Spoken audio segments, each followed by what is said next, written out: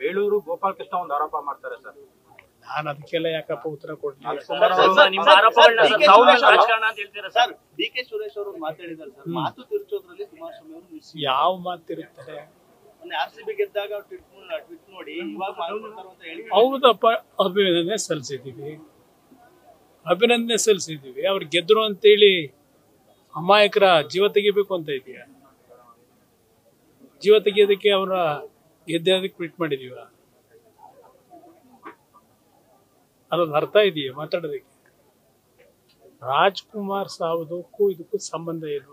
ಈಗಾಗಲೇ 100 ಬಾರಿ ಸ್ಪಷ್ಟನೆ ಕೊಟ್ಟಿದ್ದೇನೆ.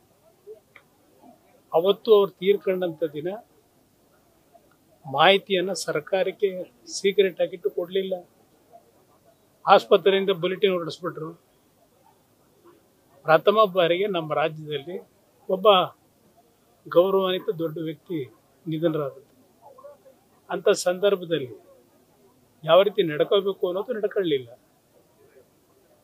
ಆ ಜವಾಬ್ದಾರಿ ನಿರ್ವಹಣೆ ಮಾಡೋದು ನಮ್ಮ ಮೇಲಿತ್ತು. ಹೌದು, ಯಾವುದೇ ರೀತಿ ಅಹಿತಕರ ಘಟನೆ ನಡೆದಿರಲಿಲ್ಲ. ಬೆಳಗ್ಗೆ 10 ಗಂಟೆವರೆಗೆ ಯಾವಾಗ ವ್ಯಾನ್ಗಳಲ್ಲಿ ಪೆಟ್ರೋಲು ಡೀಸೆಲ್ ತುಂಬಿಕೊಂಡು ಒಂದು ಅಹಿತಕರ ಘಟನೆಗಳು, ಬೆಂಕಿ ಇಡ್ತಕ್ಕಂಥ ಕೆಲಸ ಕೈ ಹಾಕೋದು, ಆಗ ಗೋಲಿಬಾರ್ ಮಾಡಿದ್ದಾರೆ. 2 ಗೋಲಿಬಾರ್ನ ತೀರ್ಕೊಂಡಿದ್ದಾರೆ.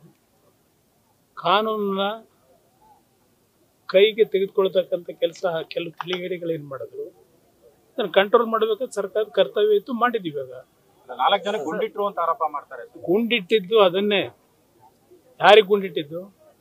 ಸೀಮೆಣ್ಣೆ ತಗೊಂಬಂದು ಸುಡಕ್ ಹೋದ್ರಲ್ಲ ಪ್ರಾಪರ್ಟಿಗಳನ್ನ, ಸಾರ್ವಜನಿಕರ ಆಸ್ತಿನ. ಅದರಿಂದ ಆ ಘಟನೆ ನಡೆದಂಥದ್ದು. ನ್ಯೂಸ್ ಫಸ್ಟ್, ನಿರ್ಭೀತಿಯಿಂದ ನಿಮ್ಮ ಪರವಾಗಿ.